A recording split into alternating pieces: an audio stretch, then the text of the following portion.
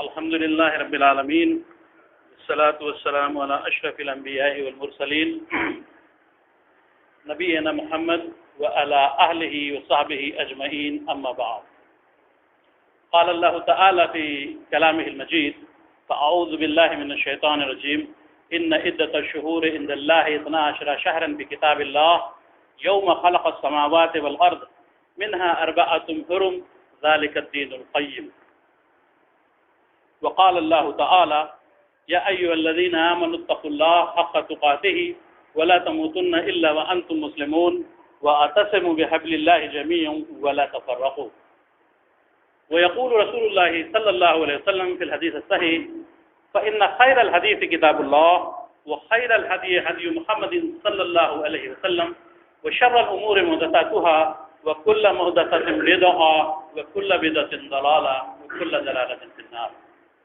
تمام قسم کی تعریفیں فقط اس اللہ رب العالمین کے لیے ہی لائق و زیبا ہیں جس کے سوا کوئی معبود برحق نہیں، اور انگنت درود و سلام جناب محمد رسول اللہ صلی اللہ علیہ وسلم پر کہ جن کو اللہ نے ہمارے لیے اسوہ حسنہ بنا کر مبعوث فرمایا، اور پھر آپ کی آل پر، آپ کی ازواج پر، آپ کے اصحاب پر اور ہر اس شخص پر جو آپ کی راہ سے راہیاب ہوا. اور اللہ سے دعا ہے کہ ہم آپ سب کا شمار بھی اللہ انہی میں فرمائے، آمین یا رب العالمین.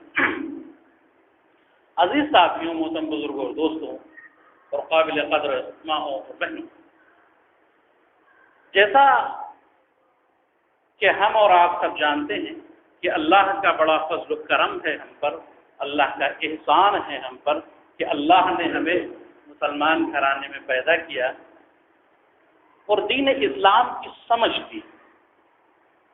اسلام کیا ہے اس کو سمجھنے کی توفیق دی. جیسا کہ ہم جانتے ہیں اسلام فرمان الہی یعنی اللہ کے کلام اور فرمان رسول جناب محمد رسول اللہ صلی اللہ علیہ وسلم کی احادیث صحیحہ کا نام ہے. اسلام قرآن اور سنت کا نام ہے. اسلام فرمان الہ اور فرمان رسول اللہ صلی اللہ علیہ وسلم کا نام ہے. مگر افسوس کہ ہمارے ماحول میں، ہمارے معاشرے میں لوگوں نے بہت سارے فرما روائے اسلام پیدا کر دیے، بنا دیے. بہت سارے لوگ بھی فرمانے لگے اسلام تو یہ ہے کہ اللہ یہ فرماتا ہے اور رسول اللہ جناب محمد رسول اللہ صلی اللہ علیہ وسلم یہ فرماتے ہیں، اسے اسلام کہتے ہیں. مگر افسوس کہ بعد میں فرما روا بہت سے ہوئے اور ہر شخص فرمانے لگا. بڑے یوں فرماتے ہیں، فلاں یوں فرماتے ہیں، انہوں نے یہ فرمایا، انہوں نے وہ فرمایا، اور ان تمام فرمان کو اسلام کے ساتھ، دین کے ساتھ لا کے جوڑ دیا گیا اور خلط ملط کرنے کی کوشش کی گئی.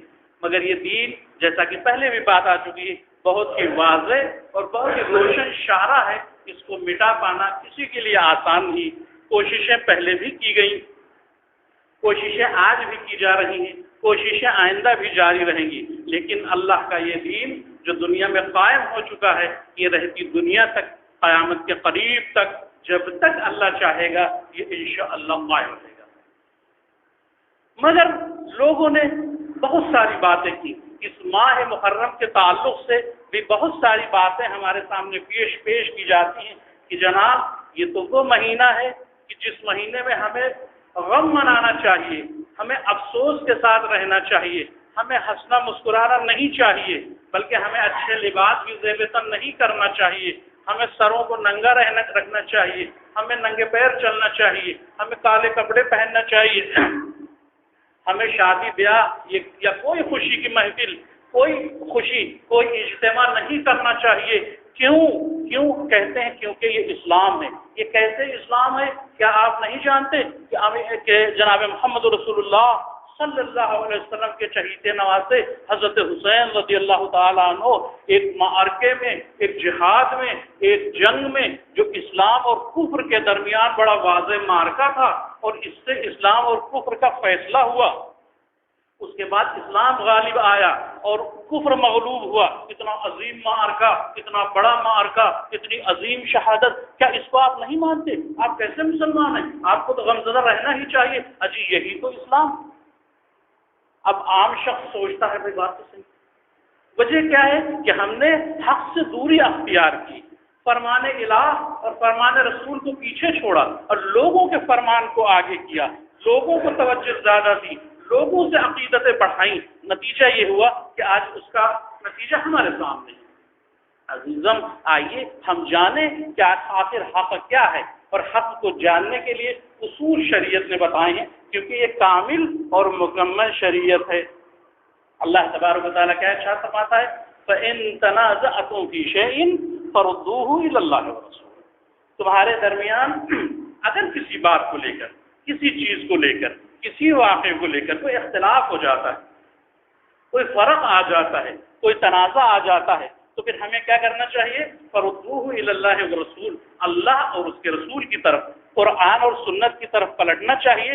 جو بات قرآن اور سنت سے ملتی ہے وہی حق ہے، اس کے سوا چاہے جو کوئی کتنا ہی بڑا کیوں نہ فرما رہا ہو، کیا کچھ نہ کہہ رہا ہو، اس کا مقام و مرتبہ کچھ کتنا ہی بڑا کیوں نہ ہو، لیکن ہمارا نصب العین قرآن و سنت ہے، ہمیں قرآن و سنت کو اولویت اور فوقیت دینا ہے، یہی اسلام ہے۔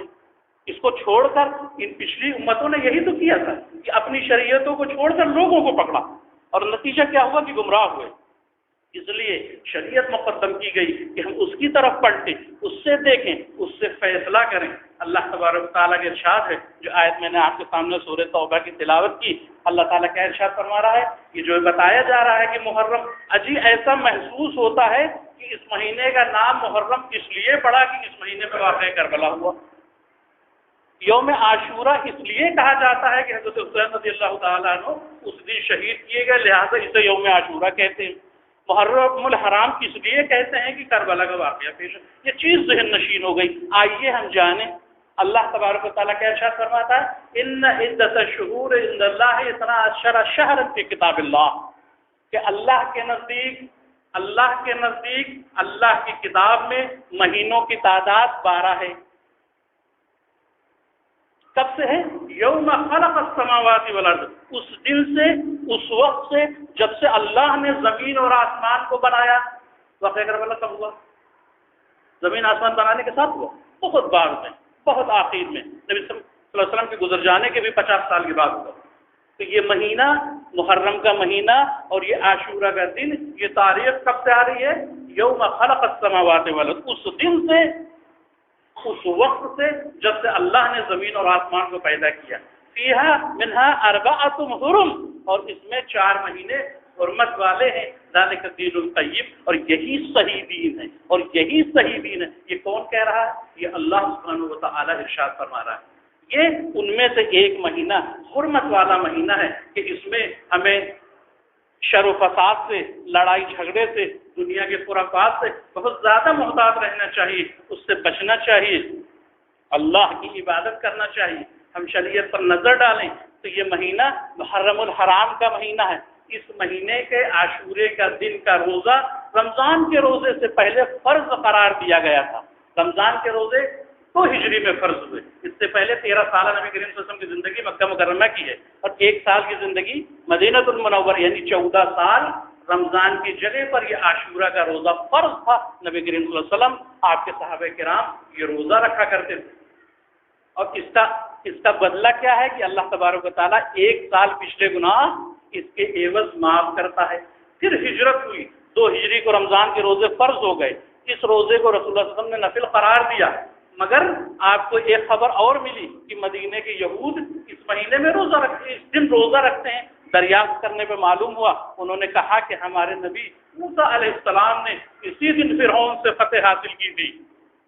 فرعون اسی دن غرق آب ہوا تھا، موسیٰ علیہ السلام فتح ہوئے تھے، مسلمان خوش ہوئے تھے، انہوں نے خوشی منائی تھی۔ خوشی کا اظہار اللہ کے حضور اس کی عبادت روزہ رکھ کے کیا تھا۔ رسول اللہ صلی اللہ علیہ وسلم نے ارشاد فرمایا، انا احق بموسیٰ منکم، کہ موسیٰ علیہ السلام کا حق ہم پر زیادہ ہے، ہم زیادہ حقدار ہیں ان کی اتباع اور پیروی کا، لہذا اے مسلمانوں تو اس روزے کو رکھا کرو، اور تفریح کے طور پر اس کے ساتھ 1 دن اور ملایا کرو۔ اس کا اجر یہ ہے کہ 1 سال پچھلے گناہ معاف ہوں گے۔ تو یہ عاشورہ کا دن محترم اور متبرک اس وقت سے جب سے زمین آسمان بنائے گئے۔ یہ مہینہ محرم الحرام کا مہینہ اس وقت سے چلا آ رہا ہے محترم ہے، اس سے کنیکشن جوڑا گیا ہے، اضافہ کیا گیا ہے، بڑھایا گیا ہے، اور پچھلی چیزیں اتنی زیادہ باتیں کی گئیں کہ پچھلی چیزیں ہم بھولنے لگے، اور ہم نے اس کو اسی سے جوڑ دیا کہ واقعہ کربلا سے ہی محرم مہینے کا تعلق ہے، عاشورہ کا تعلق شہادت سے ہی ہے، مگر ایسا نہیں۔ جب یہ بات سامنے آتی ہے تو جواب یہ ملتا ہے کہ اجی یہ تاریخ ہے۔ آپ قرآن سے بات کرتے ہیں، آپ حدیث سے بات کرتے ہیں، آپ تاریخ کی بات کیوں نہیں کرتے؟ تاریخ میں کیا یہ نہیں ہوا؟ ایک تاریخ کو یہ ہوا، 2 کو وہ ہوا، 3 کو ایسا ہوا، 4 کو ویسا ہوا، پھر 5 کو یہ ہو گیا، پھر 6 کو ایسا کر دیا گیا، پھر 9 کو یہ ہوا، پھر 10 کو مارکا ہو گیا، پھر بہت بڑی عظیم شہادت ہوئی، پھر اسلام زندہ ہو گیا، پھر شعر پڑھا جاتا ہے کہ قتل حسین اصل میں مرگ یزید ہے اور اسلام زندہ ہوتا ہے کربلا کی بات۔ ذرا غور کریں، ذرا غور کریں، ذرا سوچیں، نبی کریم صلی اللہ علیہ وسلم دنیا میں کب تشریف لائے؟ اسلام ختم ہو چکا تھا، آپ اس امت کے پہلے مسلمان تھے، آپ نے مارکا کیا، اسلام کب زندہ ہوا؟ اسلام زندہ ہوا بدر کے بعد۔ مشرکین کفار غالب آنا چاہتے تھے، مسلمانوں کو مغلوب کرنا چاہتے تھے، وہ کثیر تعداد میں تھے، صاحب اوزار و ہتھیار تھے، یہ بہت تھوڑے سے تھے، نہتے تھے، انہوں نے مارکا کیا۔ اسلام اور کفر کا مارکا پہلا مارکا اور عظیم مارکا غزوہ بدر ہے، جس کے بعد اسلام غالب ہوا اور کفر مغلوب ہوا۔ اس کے بعد آگے بڑھیں، غزوہ احد ہے، غزوہ خیبر ہے، غزوہ احزاب ہے، غزوہ صلح حدیبیہ ہے، غزوہ فتح مکہ ہے۔ اس کے بعد اسلام زندہ ہوا اور پروان چڑھا، غالب آ گیا۔ اللہ نے کہا کہ الیوم اکملت لکم دینکم، وہ دن بھی آ گیا کہ اللہ نے کہا کہ دین مکمل ہو گیا، ہم نے کامل کر دیا، اس سے رضاعت کا اظہار کر دیا، اللہ راضی ہو گیا۔ اور کیا کہا کہ اب قیامت تک یہ شریعت، یہ دین، یہ قانون، یہ قاعدہ جو بن گیا ہے، یہ رہتی دنیا تک چلے گا، قیامت تک چلے گا، اس کی حقیقت کو کوئی نہیں مٹا سکتا۔ کیوں؟ کیونکہ وہ اِنَّا لَهُ لَحَافِظُونَ، پچھلے خطبے میں بات آ چکی، کیونکہ اللہ نے خود اس کی حفاظت، ذمہ داری لی، حفاظت کی، اور حفاظت کے لیے عظیم صحابہ کرام کو تعینات کیا۔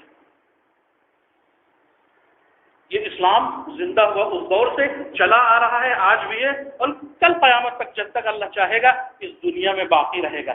اب شعر یہ کہا جاتا ہے کہ زندہ ہوتا ہے اسلام کربلا میں۔ سوال یہ ہے کہ زندہ تو اس وقت ہوا تھا، اللہ نے اس کو تمام، اس کی نعمتوں اس پہ تمام اس وقت کر دی تھی، اور قیامت تک اس کے قائم رہنے کا وعدہ کر لیا تھا، تو یہ مر کب گیا جو زندہ دوبارہ ہوا؟ یہ کب ختم ہو گیا تھا؟ وہ کون سا دن تھا؟ وہ کون سی تاریخ تھی؟ وہ کون سا مہینہ تھا جب یہ ختم ہو گیا تھا پھر اس کے بعد زندہ ہوا؟ کتنا بڑا تضاد! کہاں اس کے قیامت تک کے بقا کی گارنٹی اللہ لے رہا ہے، کہاں قرآن سنت ایک روشن اشارہ ہے، اس کے لیے احادیث صحیحہ موجود ہیں، کہاں کہا جا رہا ہے کہ اب زندہ ہو رہا ہے۔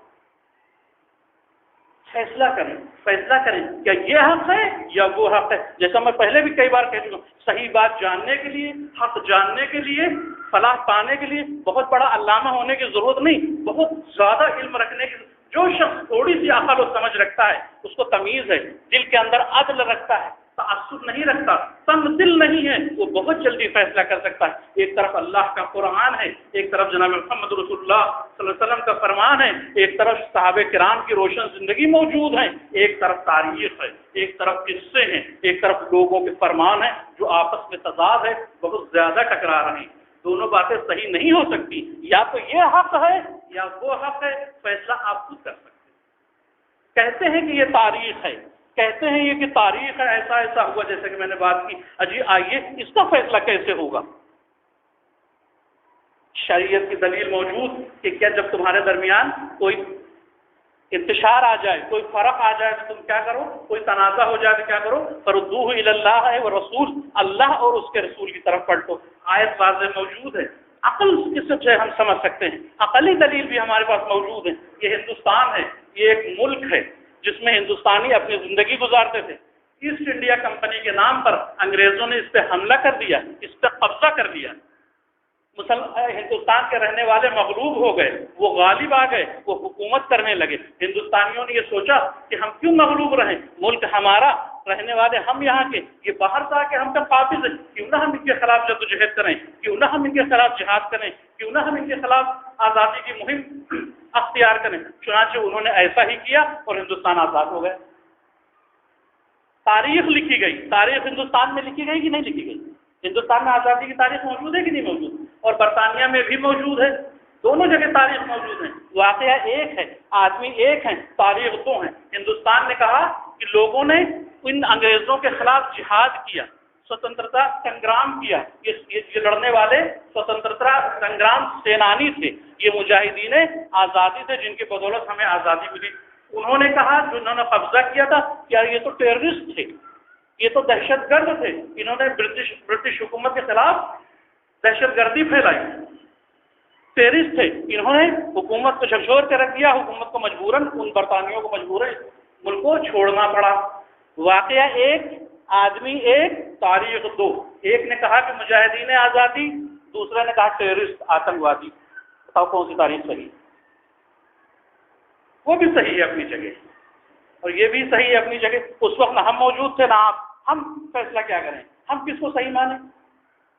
اس سے پہلے ہمیں خود اپنا محاسبہ کرنا ہوگا، ہمیں خود اپنے گریبان میں جھانک کے دیکھنا ہوگا، ہمیں اپنا نصب العین طے کرنا ہوگا کہ اجے ہم کس خیال کے آدمی ہیں، ہماری سوچ و سمجھ کیا ہے، ہمارا بھی کوئی نصب العین ہے، ہمارا بھی کچھ اصول ہے کہ ہم بس یوں ہی جیتے چلے جا رہے ہیں؟ اگر ہمارا اصول یہ ہے، ہمارا عقیدہ یہ ہے، ہمارا ماننا یہ ہے کہ ہندوستان ہندوستانیوں کا ملک ہے، ہمیں حق ہے کہ ہم یہاں آزاد رہیں، ہمیں حق ہے کہ یہاں اپنی حکومت قائم کریں، اگر ہماری سوچ یہ ہے تو ہم کیا کہیں گے؟ یقیناً وہ مجاہدین آزادی تھے، ان کو خراج تحسین پیش کریں گے اور ملک آزاد ہوا۔ اور اگر ہماری سوچ یہ ہے کہ نہیں، ہم تو غلام ہی بہتر ہیں، ہمارے اندر یہ صلاحیت ہی نہیں کہ ہم ان کو آزاد کریں یا حکومت کریں، تو پھر وہ تاریخ صحیح ہے کہ ٹیررسٹ۔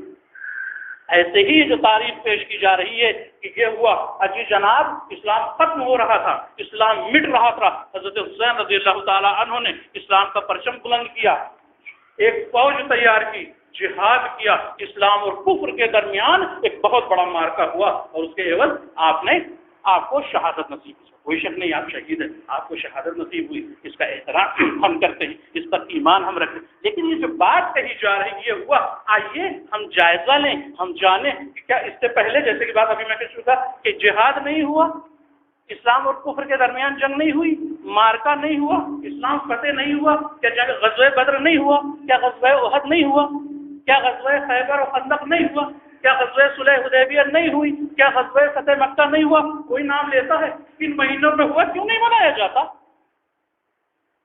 اس میں کیا صحابہ کرام شہید نہیں ہوئے؟ کیا ان کی شہادتیں عظیم شہادتیں نہیں تھی؟ ان مہینوں میں کیوں نہیں رویا جاتا؟ ان میں کپڑے کیوں نہیں پھاڑے جاتے؟ ان میں یہ سب کی تماشے کیوں نہیں کیے جاتے؟ پتہ یہ چلا کہ حضرت حسین رضی اللہ تعالیٰ کے نام سے ان کا نام لے کر دین کو مٹانا ہے، دین میں انتشار پھیلانا ہے، دین کو ختم کرنا ہے، کیونکہ آمنے سامنے کی لڑائی سے ختم کیا جا سکتا نہیں، ختم کیا جا سکتا۔ لہٰذا یہ چال چلی گئی، یہ بات کہی گئی کہ اس کے ذریعے سے رسول اللہ صلی اللہ علیہ وسلم سے ہر شخص عقیدت و محبت رکھتا ہے، اس میں کوئی شک کی بات نہیں۔ حضرت حسین نواسۂ رسول ہیں، ان سے ہر شخص کو محبت و انسیت ہے، اس میں کوئی شک کی بات نہیں۔ لہٰذا ان کا نام لے کر بڑے آسانی سے لوگوں کو گمراہ کیا جا سکتا ہے، لوگوں کو بہکایا جا سکتا ہے، لہٰذا یہ شیوشا چھوڑا گیا۔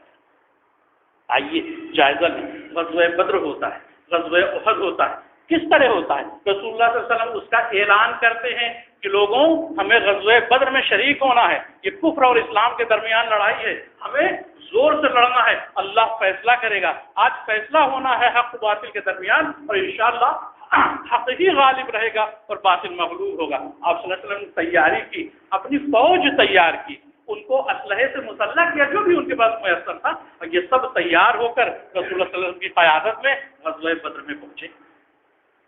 اسی طرح غزوہ احد ہوا، آپ نے اس کا اعلان کیا، لوگ جمع ہوئے، لوگ اکٹھا ہوئے، احد کے لیے نکلے، آپ نے اپنی فوج کا معائنہ کیا۔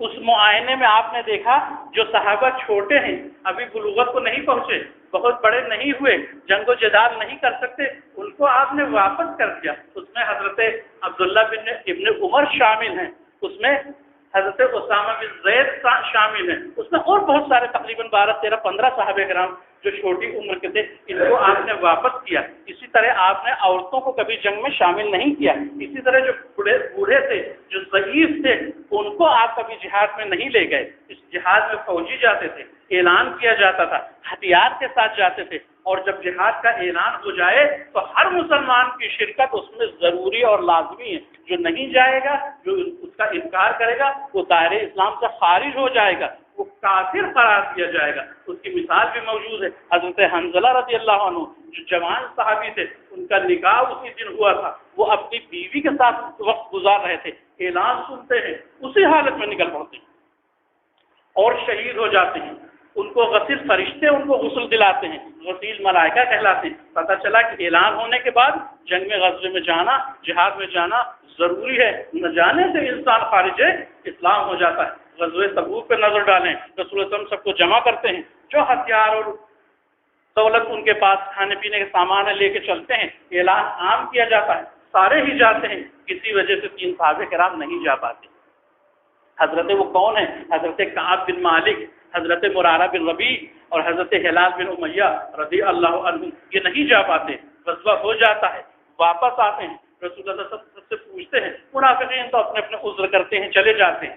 یہ صحابہ کرام آتے ہیں. کعب بن مالک آتے ہیں تو کہتے ہیں اللہ کے رسول، میں پڑھا لکھا آدمی ہوں، میں گویا ہوں، میں فصیح ہوں، میں بلیغ ہوں. میں اپنی فصاحت و بلاغت سے، اپنی بات چیت سے آپ کو سمجھا سکتا ہوں، آپ کو قائل کر سکتا ہوں، لیکن میں آپ کا شاگرد ہوں.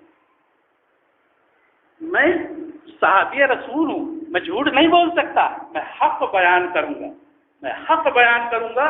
میں جا سکتا تھا، میں اس کی قدرت رکھتا تھا، مگر تھوڑی سی سستی ہو گئی، تھوڑی سی سوچ میں پڑ گیا. میرا جانور بھی بہت تیز تھا، میں نے سوچا میں تیزی سے چل کے پکڑ لوں گا، اور میں نہ پہنچ سکا. اپنی بات کو تسلیم کیا. رسول اللہ صلی اللہ علیہ وسلم نے ان کو چھوڑا اور اللہ کے فیصلہ آنے کا انتظار کیا. ان کو بائیکاٹ کر دیا گیا. سلام و دعا کے سوا ان سے بات چیت بند کر دی گئی. قطع تعلق کر دیا گیا. مدینے میں رہتے ہوئے بھی وہ اجنبی اور اناڑی ہو گئے. اس طرح 50 دن کی زندگی گزاری. اس کے بعد اللہ کا فیصلہ آیا. اللہ نے ان کے صادق ہونے کا، ان کے سچے ہونے کا، ان کے صحابی رسول ہونے کا اعلان بھیجا. یہ ہے مقام صحابہ، اور یہ ہے جہاد کی تعریف. اس میں جانا ہی ہے. اب آئیے کہتے ہیں تاریخ ہیں، اسی وزن پہ اس تاریخ کو دیکھتے ہیں. کیا یہ اعلان کیا گیا حضرت حسین رضی اللہ تعالیٰ عنہ کی طرف سے، یا آپ کے لوگوں کی طرف سے کہ اجی یہ مارکہ ہونے جا رہا ہے، یہ ایک جہاد کفر اور اسلام کے درمیان ہونے جا رہا ہے، چلو اس میں سب لوگ شامل ہو؟ کیا کوئی اعلان ہے کسی تاریخ میں؟ نہیں، کوئی پیش نہیں کر سکتا. پھر جہاد میں جیسا میں نے کہا، بوڑھے نہیں جایا کرتے، بچے نہیں جایا کرتے، عورتیں نہیں جایا کرتی. اس لشکر میں، لشکر ہم نہیں کہیں گے، یہ خاندان کے لوگ تھے. یہ سفر کر رہے تھے، یہ جا رہے تھے وہاں کوفہ کربلا میں، یہ وہاں پہنچ رہے تھے. یہ ان کے خاندان کے لوگ تھے. یہ وہاں پہنچے، جس کو لشکر کہا گیا، جس کو جہاد کا نام دیا گیا. جہاد میں اگر آپ اس کو جہاد کہتے ہیں، اس کو اسلام اور کفر کے درمیان مارکہ کہتے ہیں، تو اس میں نہ شامل ہونے والے تمام کے تمام خارج الاسلام.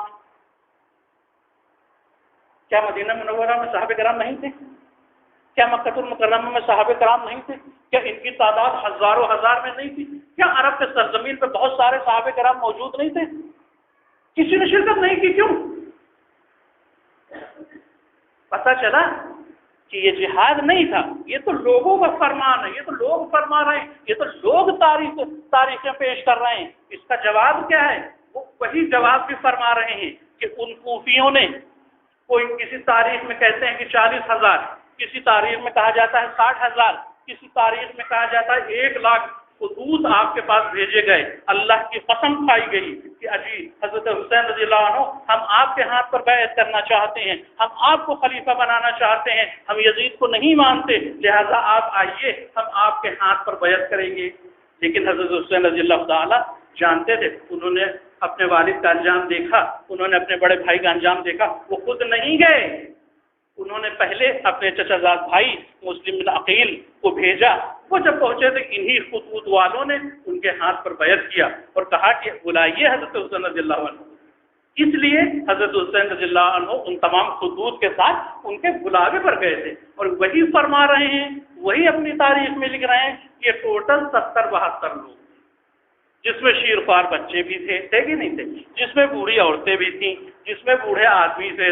یہ جنگی ہتھیار کے ساتھ نہیں گئے، یہ کیسا جہاد تھا؟ کیا وہ نہیں جانتے تھے؟ کیا رسول اللہ صلی اللہ علیہ وسلم کی تعلیم ان کے پاس نہیں تھی کہ جہاد کی تعریف کیا ہے، جہاد کس طرح کیا جاتا ہے؟ وہ نہتھے کیوں گئے تھے؟ وہ اپنی عورتوں بچوں کو لے کے کیوں گئے تھے؟ اس لیے گئے تھے کہ ان کو بلایا گیا تھا، ان سے قسم کے طور پر کہا گیا تھا کہ آپ آ جائیے، ضمانت کے طور پر ان کے پاس خطوط موجود ہیں، اور ان کا خود اپنے بھائی کا پیغام ان کے پاس آ چکا۔ اس لیے جب وہ مکہ المکرمہ سے گزرتے ہیں تو حضرت عبداللہ بن عباس جو رشتے میں آپ کے نانا بھی ہیں اور چچا بھی ہیں، کیونکہ آپ حضرت علی کے بھی چچا زاد بھائی ہیں اور جناب محمد رسول اللہ صلی اللہ علیہ وسلم کے بھی چچا زاد بھائی ہیں، لہٰذا رسول اللہ صلی اللہ علیہ وسلم کی طرف سے آپ نانا ہوتے ہیں اور حضرت علی رضی اللہ عنہ کی طرف سے آپ چچا ہوتے ہیں۔ تو حضرت حسین کے چچا اور حضرت حسین کے نانا انہیں روک رہے ہیں، کہتے ہیں حسین آپ نہ جائیے، آپ جانتے ہیں کہ ان لوگوں نے آپ کے والد کے ساتھ کیا کیا، مگر اب انگلی اٹھانا ہے، شک کرنا ہے، نظریں گھمانا ہے تو کسی کی طرف اٹھائی جا سکتی ہیں، مگر حق یہ ہے کہ یہ اپنے تجربے کی بنیاد پر روک رہے ہیں، اور وہ ان کے بھائی وہاں موجود ہیں جو بلا رہے ہیں، وہ اپنی نظروں سے دیکھ رہے ہیں، لہٰذا انہوں نے نظروں سے دیکھے کو ترجیح دی اور وہاں پر پہنچ گئے۔ جب پہنچ گئے تو ان کوفیوں کو جو کھیل کھیلنا تھا وہی کھیل انہوں نے کھیلا۔ انہوں نے کیا کیا کہ الٹ گئے اور پہلے حضرت مسلم بن عقیل کو شہید کیا گیا، پھر ان کو اپنے گھیرے میں لیا گیا اور ان سے منچاہی بات منوائی گئی۔ نواز رسول سے ایسے مان لیتے، انہوں نے اقرار نہیں کیا اور انہیں قتل کر دیا گیا۔ شہید، یہ کوئی مارکا نہیں تھا، یہ کوئی جہاد نہیں تھا، یہ کوئی اسلام اور کفر کے درمیان جنگ نہیں تھی۔ اگر یہ مانتے ہیں تو تمام صحابہ کرام کافر ہو جاتے ہیں، جیسا کہ ان کا عقیدہ ہے کہ نبی صلی اللہ علیہ وسلم کے بعد سب کافر ہو گئے تھے، سب مرتد ہو گئے تھے، الا چند کے۔ وہ کون ہیں؟ وہ حضرت علی رضی اللہ عنہ ہیں، وہ حضرت حسن رضی اللہ عنہ ہیں، وہ حضرت حسین رضی اللہ عنہ، وہ حضرت سلمان فارسی رضی اللہ عنہ، وہ حضرت ابوذر غفاری رضی اللہ عنہ، اور چند ایک صحابہ کرام۔ اس کے علاوہ سب پلٹ گئے تھے، اور ہم سنی یہ نہیں کہہ سکتا اگر وہ سنت کا جاننے والا، لہٰذا ان عقیدوں کے ذریعے یہ کہلا لیا جائے۔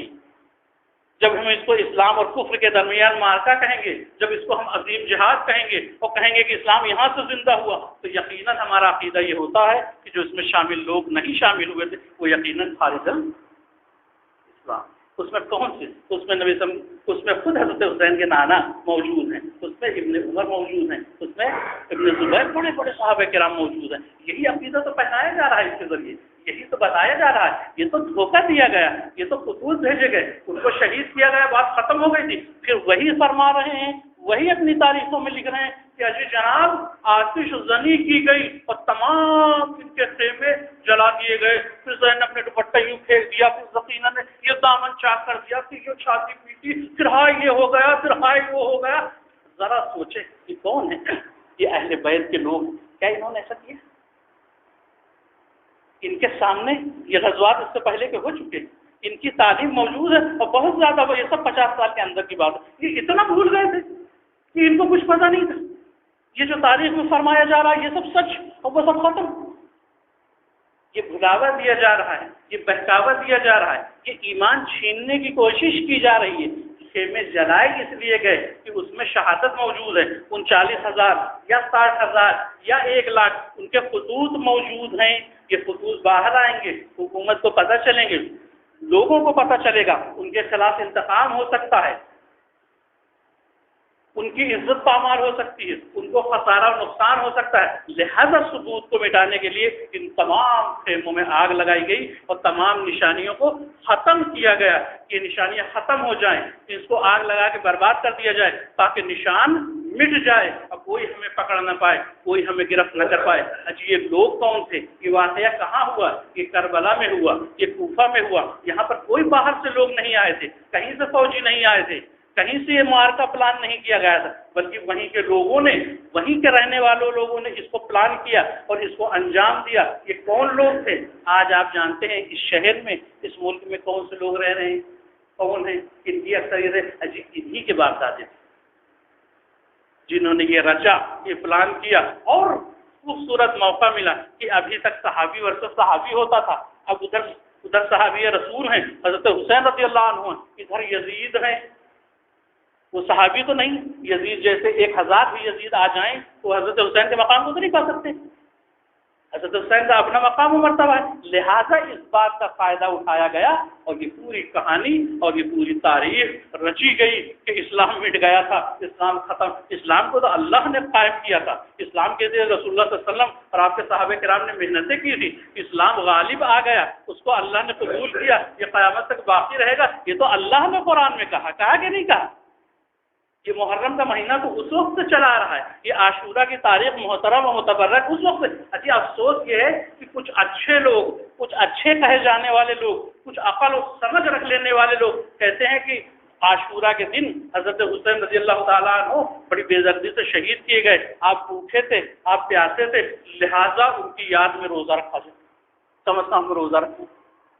رسول اللہ صلی اللہ علیہ وسلم کیا فرماتے ہیں؟ انما الاعمال بالنیات۔ روزہ ہم کس لیے رکھتے ہیں؟ ابھی بات آ چکی کہ رسول اللہ صلی اللہ علیہ وسلم رکھتے تھے، خود حضرت حسین رضی اللہ عنہ یہ روزہ رکھتے تھے، آپ کے صحابہ کرام رکھتے تھے۔ اس روزے کا اپنا مقام و مرتبہ ہے، جب سے اس واقعے کربلا سے کوئی تعلق نہیں۔ اچھائی بھی بیان کی تو اس طرح سے، اگر اس نیت سے رکھا جائے تو یہ شرک ہو جاتا ہے، یہ گناہ کبیرہ ہو جاتا ہے، اس سے انسان اسلام سے نکل جاتا ہے۔ اجی یہ نہیں ہے، اس کی تاریخ پرانی ہے، پہلے سے ہے، مٹ جانے کے بعد پھر وہی صحابہ کرام کو ضرب لگانے کی کوشش۔ یہ 60 ہجری کا شروع کا واقعہ ہے، ابھی نبی صلی اللہ علیہ وسلم کو انتقال ہوئے 85 سال ہوئے ہیں، اسلام مٹ گیا۔ کیسے مٹ گیا؟ اچھی حضرت حسین سے پہلے کون امیر المومنین تھے؟ ان سے پہلے کون تھے؟ وہ حضرت امیر معاویہ تھے۔ یہ کون ہیں؟ یہ رسول اللہ صلی اللہ علیہ وسلم کے برادر نسبتی ہیں، یہ سالے ہیں۔ کچھ بدبختوں نے مقولہ بنایا، عام ہے کہ سالی آدھی گھر والی ہوتی ہے۔ یہ نہایت ہی بری بات ہے، غلط بات ہے۔ سالی نامحرم ہے، اس سے پردہ ہے، بلکہ اس کو اگر الٹ دیا جائے تو کسی حد تک درست ہے کہ سالہ آدھا گھر والا ہوتا ہے۔ کیوں؟ کیونکہ وہ اپنے بہنوں کے گھر میں آ سکتا ہے، کیونکہ اس کے گھر میں جو عورت ہے اس کی سگی بہن ہے، وہ محرم ہے، اس گھر میں جا سکتا ہے۔ اس سے جو بیٹیاں ہیں اس کا وہ ماموں ہے، ماموں بھانجی کا پردہ نہیں، وہ اپنے بہنوں کے گھر میں آ سکتا ہے، جا سکتا ہے۔ لہذا سالہ آدھا گھر والا ہے۔ یہ کاتب وحی ہیں، یہ حضرت امیر معاویہ ہیں، ان سے پہلے حضرت حسن ہیں امیر المومنین، ان سے پہلے حضرت علی ہیں امیر المومنین، ان سے پہلے حضرت عثمان ہیں، ان سے پہلے حضرت عمر ہیں، ان سے پہلے حضرت عمر ابو بکر صدیق۔ کس کے دور میں مٹ گیا؟ کب اسلام ختم ہو گیا؟ اور کس نے ختم؟ یقیناً اگر مٹ گیا تھا تو انہی میں سے کسی نے کیا۔ اور یہ سب کون ہیں؟ سب صحابی رسول ہیں۔ پچھلے خطبے میں بات آ چکی ہے، ان کا ارادہ ہے یریدون لیطفئوا نور اللہ بافواہہم، یہ چاہتے ہیں کہ پھونک مار کے اللہ کے اس نور کو بجھا دیں، مگر اللہ ہے کہ اس نور کو قائم کر رہے گا، وَلَوْ كَرِهَ الْكَافِرُونَ، چاہے ان کو کتنی ہی کراہیت اور گرانی کیوں نہ گزرے۔ یہ اللہ کا دین ہے، یہ واضح اشارہ ہے۔ ضرورت ہے کہ ہم حقیقت کو سمجھیں، ہم ان تاریخوں کے چکر میں نہ پڑیں۔ ہمیں اللہ نے قرآن و سنت کا ترازو دیا ہے، ہم اس پہ رکھ کے وزن کریں۔ حق اور باطل بالکل واضح آ جاتا ہے، بہت زیادہ ہو رہا ہے۔ میں اپنی بات یہیں پہ ختم کرتا ہوں۔ اللہ سے دعا ہے کہ اللہ تبارک و تعالیٰ قرآن و سنت کی حقیقت کو سمجھنے اور ان تمام باتوں کو، واقعات کو قرآن و سنت کی روشنی میں پرکھ کے حق کا فیصلہ کرنے اور صحابہ کرام کو اپنا آئینہ بناتے ہوئے ان کے نقش و قدم پر چلنے کی توفیق عطا فرمائے۔ آمین یا رب العالمین۔ صلی اللہ علیہ نبینا محمد وعلی آلہ وصحبہ۔